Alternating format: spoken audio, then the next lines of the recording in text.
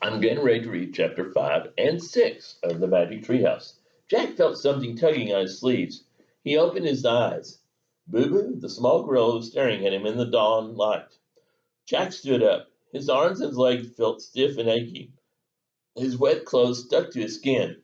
He looked around the cloud forest. Misty sunlight shined through the tree branches. Where's Annie? He asked the small gorilla. Boo Boo waved her arms. Then she bounded off between the trees. Jack pulled on his back and followed. As the small gorilla led him through the cloud forest, her head bobbed above the leafy plants. Finally, she stopped before a row of shrubs. Jack took a few steps forward and peered over the shrubs. Oh man, he whispered. Large, dark figures were sleeping in an open, grassy area. Gorillas.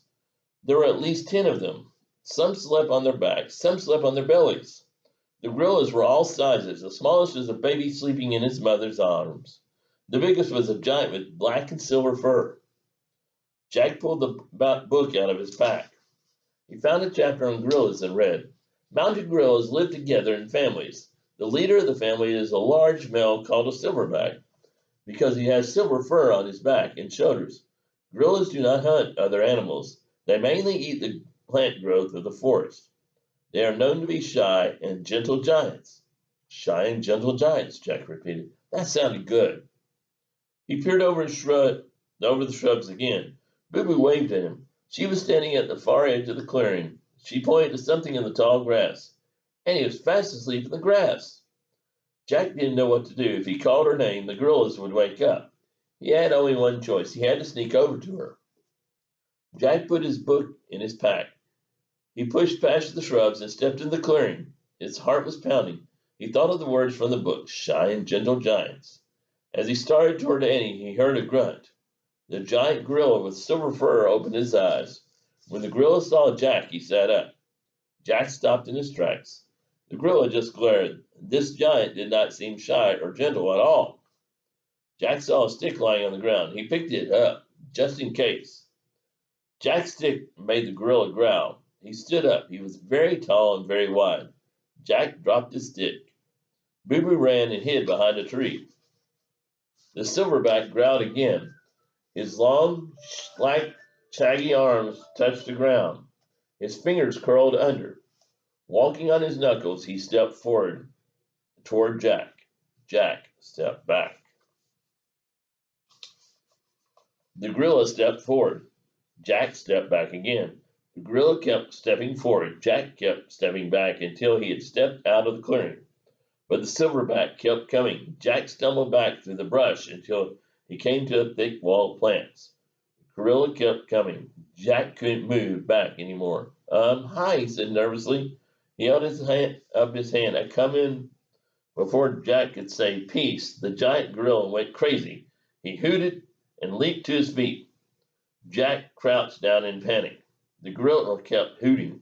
He grabbed the tree limb. He shook it wildly. He ripped leaves from the branches.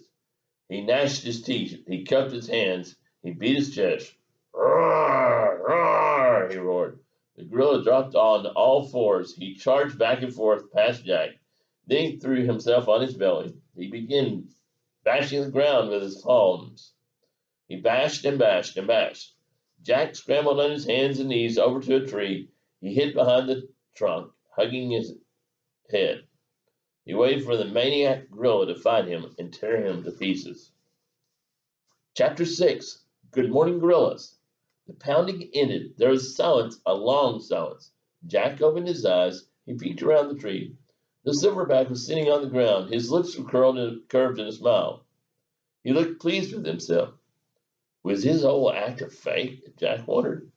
Jack didn't know whether to be scared or to laugh. Only thing he did know was he would still have to get to Annie. Jack pulled out the research book. He found the gorilla chapter again. He read, To safely get close to gorillas in the wild, it is wise to act like a gorilla yourself. Crouch down and rest on your knuckles like a gorilla. Keep your head down and act friendly. Jack packed up his research book. He put his pack on his back. Then he went down on his knees. Jack took a deep breath. He smiled a friendly smile. Pressing down his knuckles, he moved out from behind the tree. His fingers hurt as he walked on them. The silverback grunted. Jack didn't look up. He kept smiling a friendly smile as he crawled through the brush toward the clearing. When he got to the edge of the clearing, he glanced back. The giant gorilla was following him. He was frowning, but he didn't seem about to attack. Jack kept going. He moved in the clearing, then he stopped. More gorillas were waking up. A large gorilla hugged Boo Boo as if to comfort her. When Boo Boo saw Jack, she screeched joyfully. All the other gorillas turned to look at him. They made nervous sounds. Jack's heart pounded, but he had just smiled his friendly smile and kept crawling. He crawled around the gorillas, and over to Annie. Wake up, he said, shaking her. Annie yawned, then opened her eyes. Oh, hi, she said. Are you okay? Asked Jack. Sure, she said. She sat up and looked around. She gasped. The gorillas were staring at Jack and Annie with bright, darting eyes. The silverback stared the hardest. Oh, wow, said Annie. A joyful smile crossed her face. Good morning, gorillas. And that's the end of chapter 6. Hope you have a great rest of your day. Bye for now.